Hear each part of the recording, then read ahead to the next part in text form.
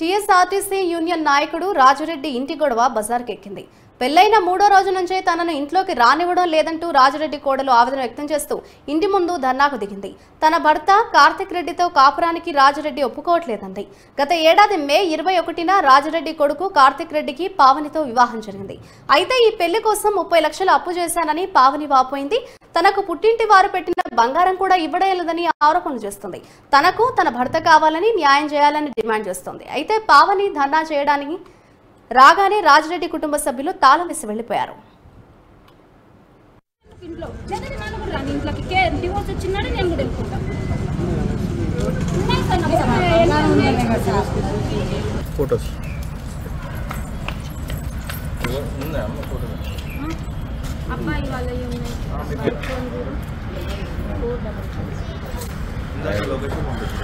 నా పేరు పావని సార్.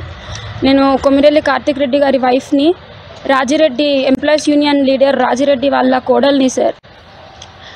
మొత్తం నాకు పెళ్ళి కుదిరిన కాడ నుంచి మొత్తం ఖర్చులు మాతో పెట్టించి పెళ్ళి అయినాక తీరుపుతానని మాట ఇచ్చి మాకు ఇప్పుడు ఆ అబ్బాయి క్యారెక్టర్ ఫస్ట్ నుంచి కొంచెం డిఫరెంట్గా ఉండేది సార్. కనీసం సరే ఫోన్లో ఒకలాగా ఇష్టం ఉన్నట్టు మాట్లాడడం, బాగా బయటికి వస్తే దూరంగా ఉండడం, హ్యాండ్ టచ్ అయినా లేసి వెళ్ళిపోవడం, ఇలాంటి బిహేవియర్ చూడడం, బాగా డ్రింక్ చేసి రావడం, ఏంటి అడిగితే పార్టీస్ అది ఇది అని చెప్పేసి కవర్ చేయడం, నైట్ 12 to 2 మధ్యలో ఇంటికి రావడం, ఇలా చేసేవాళ్ళు సార్. మ్యారేజ్ అయ్యింది. మ్యారేజ్ టైంలో నాకు ఎలర్జీ వచ్చింది. హల్దీ అవి పడలేదు, ఎలర్జీ అయ్యింది సార్.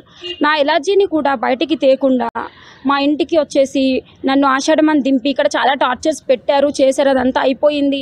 ఇంట్లో దింపేసి నాకు ఇంకా ఎక్స్ట్రా అమౌంట్ కావాలి అని నా పొలాలు రిజిస్ట్రేషన్స్ దాకా 3 months దాకా నా హెల్త్ ఇష్యూని బయటికి తీసుకొని రాలేదు సార్.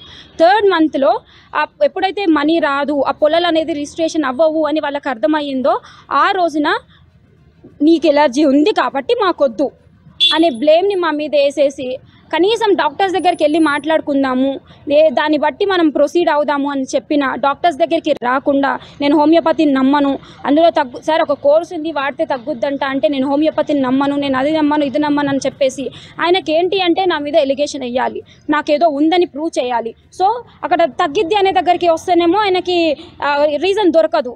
సో కావాలని డాక్టర్స్ దగ్గరికి రాకుండా అవాయిడ్ చేసి నేను ఇంటికి వస్తే నన్ను గెంటేసి ఆఖరికి నేను ఎన్నిసార్లు వాళ్ళతో వీళ్ళతో కౌన్సిలింగ్స్ ఇవ్వడానికి ట్రై చేయించినా కూడా దానికి రెస్పాండ్ కాకుండా పొలిటీషియన్స్ని మధ్యలోకి తీసుకొని రావడం, వాళ్ళతో వీళ్ళతో రికమెండేషన్స్ తేవడం, లేకపోతే నాకు వాళ్ళు తెలుసు వీళ్ళు తెలుసు అని బెదిరించడం, పోలీసుల వాళ్ళకి వీళ్ళకి వాళ్ళు తీసుకున్న వాళ్ళకి అమౌంట్ ఇచ్చి మేనేజ్ చేయడం, నా లైఫ్ మొత్తాన్ని ఖరాబ్ చేసేసి ఆయన దగ్గర ఉన్న లోపాలని దాచిపెట్టేంతవరకు ఆయన నన్ను టచ్ కూడా చేయలేదండి.